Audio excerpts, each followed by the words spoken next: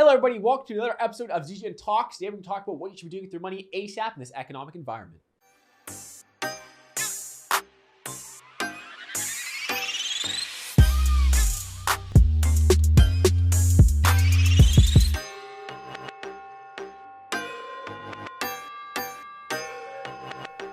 So, you guys may have seen our last video about dopamine levels. Sadly, went a little bit against our word. We got some Krispy Kreme donuts. Show them the inside. Yeah, we got a dozen donuts. We ate half of them already. Mitch, and Eddie.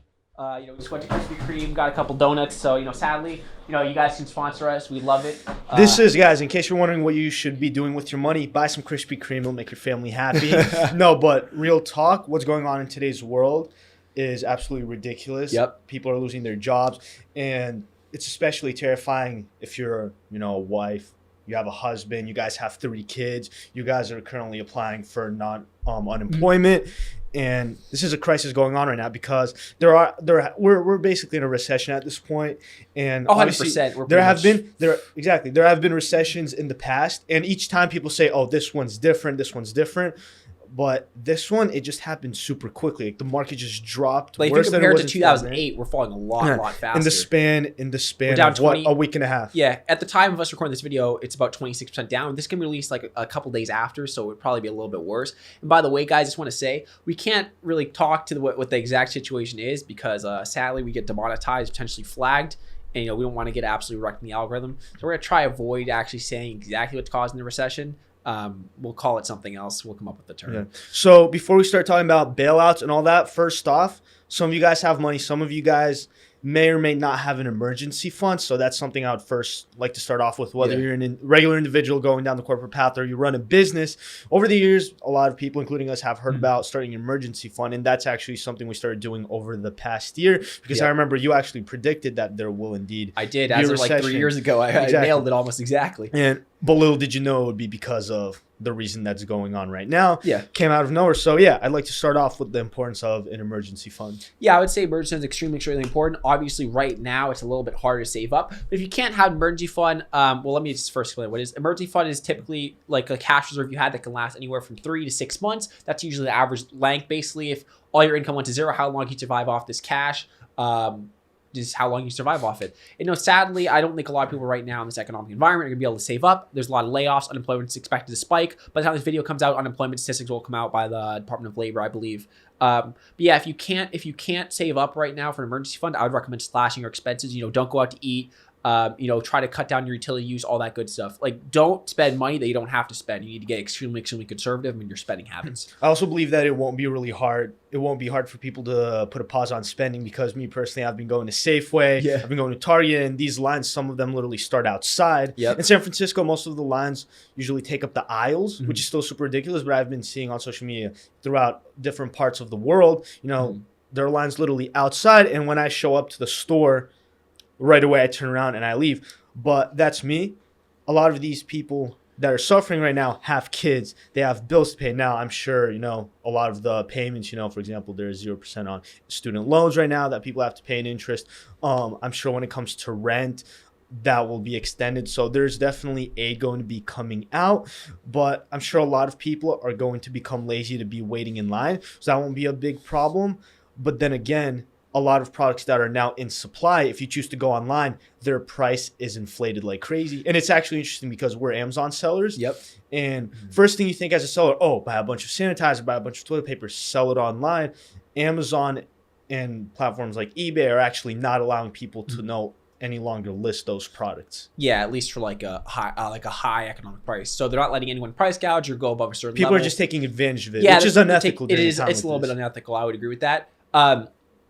But, so we've really seen a huge spike in sales because people don't want to go outside. And the spike's been quite ridiculous, honestly. It's like Christmas, not saying like it's a good thing, but I'm saying like the sales are just like Christmas time in Q4. And, we might actually see sales that are greater than Q4 sales. It's a little bit insane to think about. It is insane. And, I think this kind of speaks to, I think a lot of this isn't really due to the exact reason of the situation, but it's due most of the economic downturns due to the panic. People don't want to go out. People don't want to go spend their money. It's because they're scared. And, rightfully so. But I think the majority of the reason why we're seeing this economic downturn is not because of the actual, the reason itself, but instead of because of the panic it causes. And this is the same with all recessions. It's kind of the economic slowdown happens because people are afraid, not because they're because the actual reason. People lose confidence. Confidence is the foundation of any nice economy. And fear in general. Fear is like confidence determines how well an economy is. And when there's not a lot of confidence in the market, things go bad. Right. This is in a sense a reminder because this is something we've been preaching for a long time, how everything is transitioning towards online. So for example, schools just got closed down. Everything's online. A lot of jobs are now having their workers work from home. And a lot of these jobs have always claimed, oh, you can't work from home. You can't do this remotely. This further proved how easily many people can work remotely and still be efficient doing it. And this is also in a sense because we run online businesses, a lot of people are scared, as you mentioned, go out in person. They don't want to wait in lines. A lot of products that are not available in store are available online. And this is in favor of the online sellers because now people are going on. A lot of the stores that are the most affected are physical local businesses.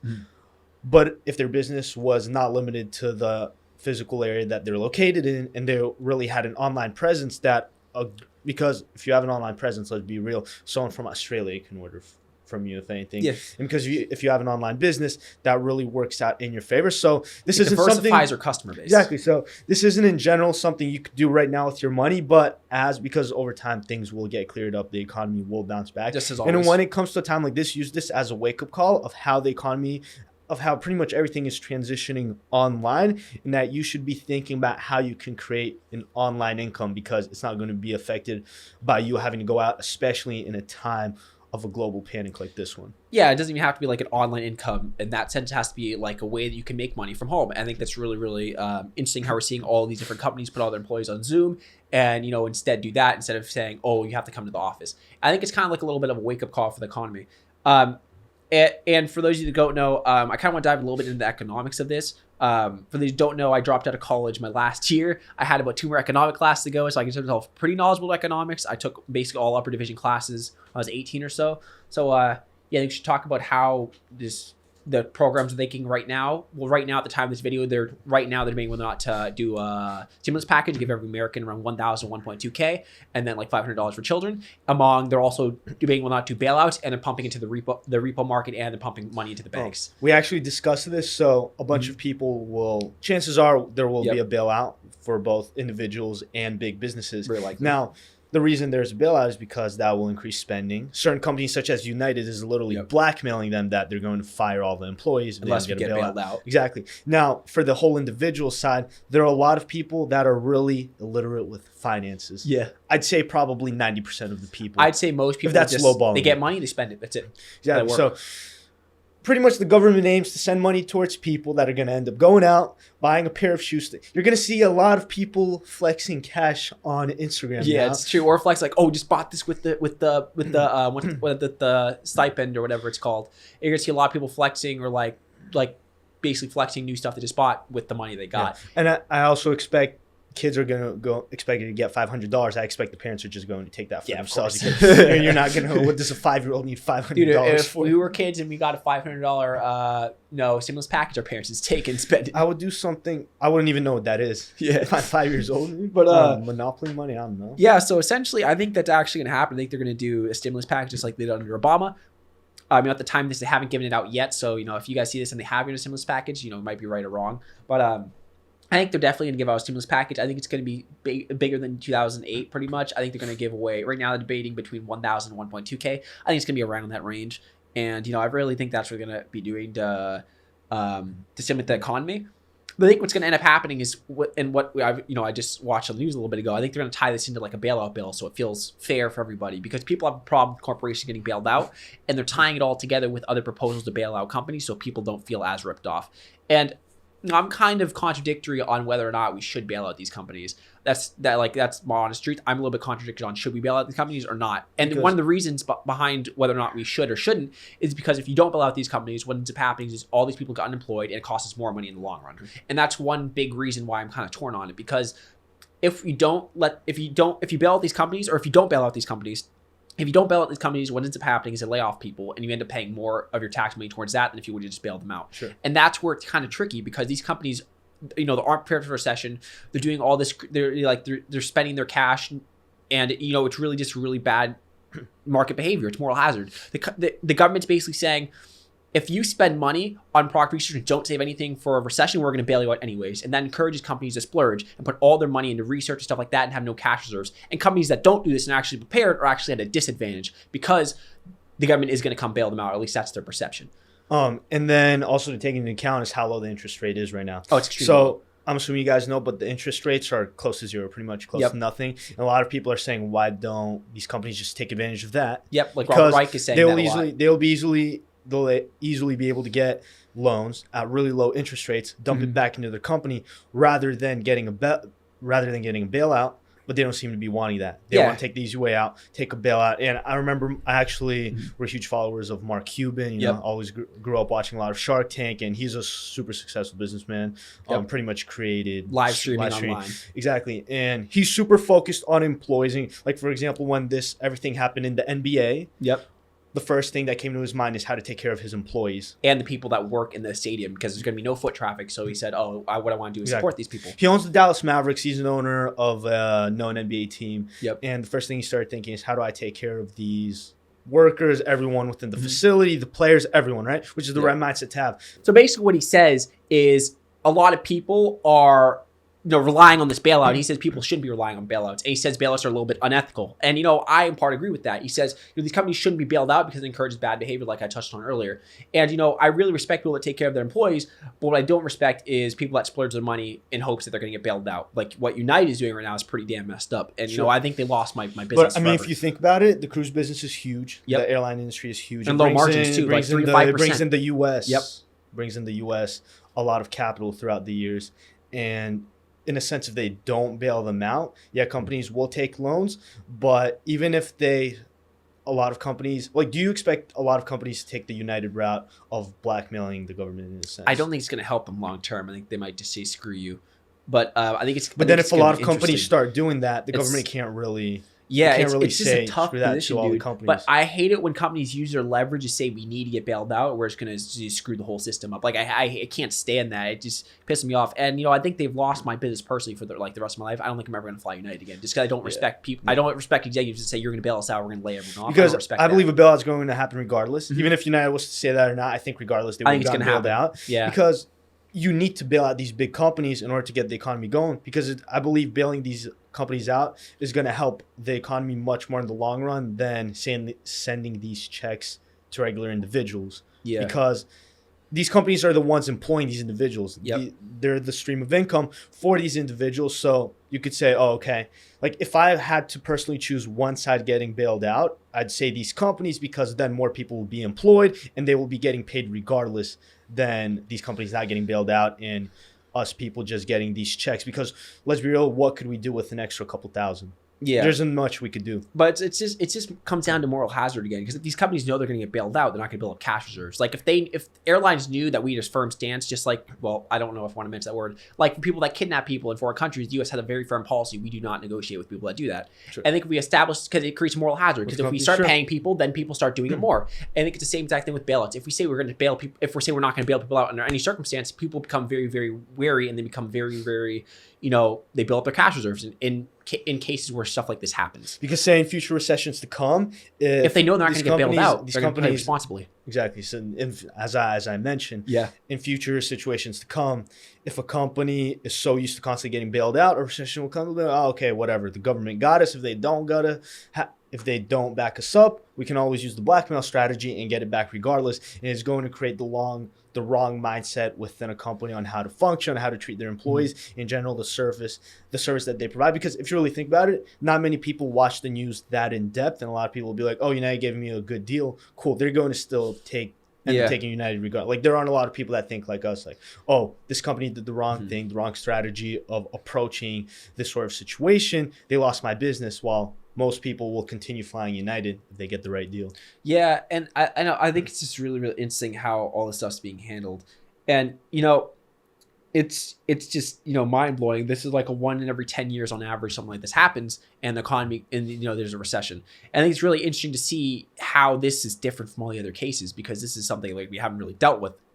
Well, we've had like some things like, like the Spanish flu or stuff like that, but like we haven't really had a case where it wasn't internally or debt caused in a very, very long time. Like the past crashes have been because, of overpricing the .com bubble, or 2008, people doing CDOs and being unethical with, trading housing securities and mortgage securities. And it's really, really interesting to see something that's not caused from the US or not caused from pretty much something that we couldn't have predicted. It's really, really interesting to see. So kind of going back on track on what people should actually do with their money. Went a bit off track there. So say, for example, there's a bailout. Yeah. People get these checks. Now, a lot of them are going to go ahead and spend this money. But right now, the market is super low. And the best long-term move would be, if someone has the capital, is to obviously put it inside the stock market. Now, there are different ways of putting your money into the stock market. You could do options, which is much more volatile and risky. Yeah. But the best thing to do long-term, because the market always bounces back. And if you do have money, say an emergency fund on the side, or any sort of money that you can put on the side that you could afford losing, that's the best bet you'll want to make, because within the course of a year or a few years, even 5 to 10 years, you'll be pretty satisfied with the return you get. Yeah, and a lot of people think that, the market's down, don't want to invest. It's actually Warren Buffett. I'm sure a lot of people have heard this, but he has this great quote called, be fearful when others are greedy, be greedy when others are fearful. And I think that really applies to the situation here. If you were to throw your money in like when 2008 was going down, you'd be making a lot more. And when you're just not willing to put money right now when the economy's down, which is happening usually on potential gains, because when the economy crashes a lot, it usually goes up quite a bit compared to the average year, because it wants to recoup after you solve that situation. And I think people just have to not be scared about putting the money into the market. And it's hard for a lot of people because sometimes they're tight. But if you have the extra money, you should be dumping all your money into the market right now if you can. I agree. And in case you lost your job, it's hard. It's super hard to get a job. Yeah. We know a lot of people that have indeed lost their job in the past few weeks. They can't pay rent. They're figuring stuff out with the landowners. Absolutely painful situation. But jobs that are in demand right now are grocery stores. Yeah.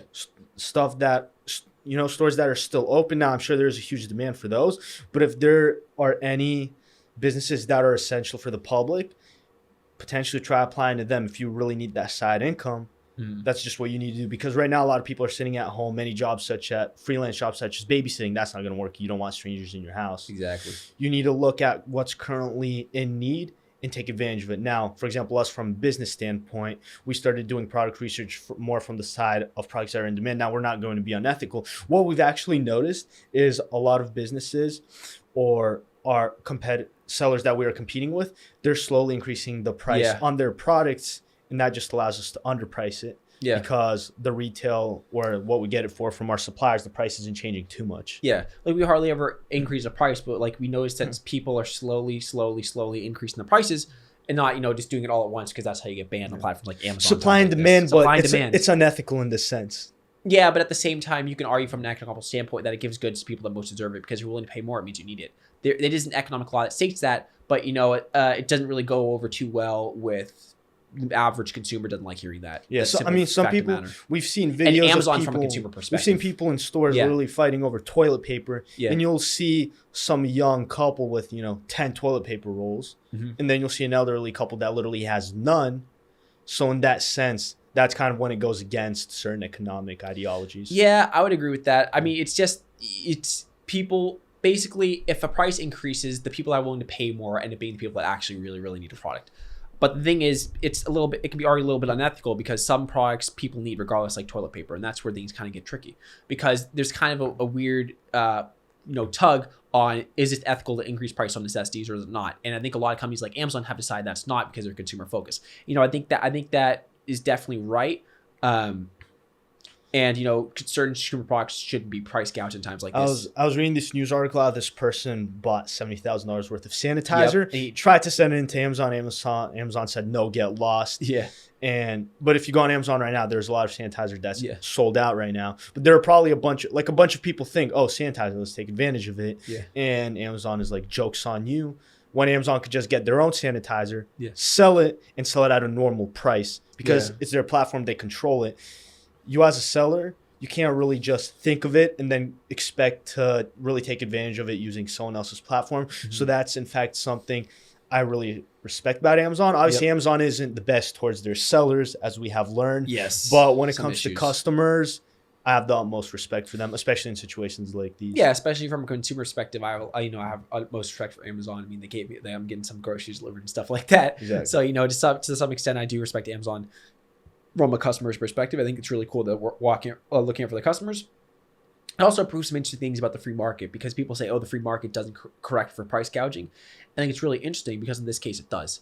Because companies like Amazon aren't willing to risk aren't willing to risk their reputation over some goods being overpriced. It's really interesting to see how a lot of traditional economic states that in the free market prices will get gouged, but it's really interesting to see Amazon actually counteract those basic economics against their own profit incentive. Because if products are priced higher on Amazon, Amazon's making more money. But it's really interesting to see them take the high road, or Jeff Bezos, I'm assuming, made this decision, or one of his associates, to not price gouge, and instead of making more money, take the high road and make less money but provide more goods. I mean, it's all long-term play. I actually saw this comment on Facebook. Someone said, at the end of the day, we're all going to end up working for Amazon because they're taking so many industries by storm. They're taking up a lot of market space, especially with their web services. So a lot of stuff, a lot of places where we buy from, Amazon does a lot of things behind the scenes. So right now they're thinking, okay, when you look back to this situation, where were you able to get your products for a good price? Right away, you think Amazon, great, I'm going to want to keep buying from them. And it's because this guy, Jeff Bezos, he's not thinking a few years ahead. He's thinking like 50 to 20, 50, 100 years. Like, he wants to take over every single market step by step. And you need to be focused and obsessed with your customer for a long time, especially in situations like these. Because in situations like these, a lot of business owners get greedy. They're like, all right, cool, you want toilet paper? You got to pay 3 times the amount. Too bad. If you don't want to buy it, get lost. Jeff Bezos thinks differently. He's not going to even allow those people to sell on his platform. I think one of the reasons why they're honestly dropping prices low is because you win over people for life by doing that. Like, people remember that, oh, there was this tough time. Everyone else selling toilet paper 3x the price. When Amazon, Jeff Bezos, Amazon sold to me for, they're the price of what's going for in stores. I think people really respect that at the end of the day. And, I think the smart play by him is that he's going to get those customers for life. And all it requires him to do is give up a couple dollars today. And, I think that's, and like, in retrospect to how much money Amazon makes, like, that's nothing over the course of all these years. And I think he sees it as a long-term play, honestly. He sees it as investment in acquiring customers and investment helping people out. And I think it's really interesting to see corporations kind of take this stance. Exactly. So, guys, what you should be doing with your money during this time is, first, minimize spending. Yep. Because the more you spend, you'll just see that amount compound over the course of months, a year, and then you look back, you're like, oh wow, I could have used it on more important necessities during a time like this. And that leads me to my second one, which is, having an emergency fund. Yep. Maybe an emergency fund when you're 18, 19 isn't as important, but when you're 25, 30, you have kids, you have a house, you have kids, you have bills to pay, you have all these different expenses. Kids, their school is online, but you still have to possibly pay for schooling, maybe a tutor, certain stuff that's going to cost you money. And you won't fully realize that until a time like that hits, because most people are short-term thinkers. And then third of all, if you have any spare money, you're one of those lucky people, I would say throw it into the market right now, because there is going to be a huge uptick. When 2008 was happening, stuff went down really fast, and then stuff went up. The market went up relatively fast compared to the average market we have. The average yearly uptick. And I think what we're talking about is pretty much spend less, invest in the market if you can, and then I'm blanking on the last. If you get the bailout money, you get a check. Don't be a dummy. Don't buy shoes because no one's going to think you're cool for a pair of shoes. Exactly. I genuinely believe a lot of people are going to go out and buy. That's what they're hoping on. That's the government. That's what the government wants. Chances are that's going to happen. It's going to slowly boost the economy back up. So, I'm not going to argue with the economy going back up. First, at the end of the day, some people, obviously, I'd say how it works is kind of interesting. Obviously, people that are going down the corporate path, the better the economy is doing, the market is doing, the better for them, because they have their jobs. But when the market is low, at the same time, it also opens up a lot of opportunity for those with capital to then start investing into stocks, into certain things that will bring them a bigger return 5 to 10 years. Now's a great time to be young, and now's also a great time to be cash heavy, honestly, from our perspective. Exactly. So, guys, we hope you enjoyed this video. Go ahead and like, comment, subscribe. If you disagree with anything we said, feel free to comment that below. Check out our Instagrams. Feel free to DM us, connect with us. And we hope you guys enjoyed this video, and we'll see you in the next one. Adios.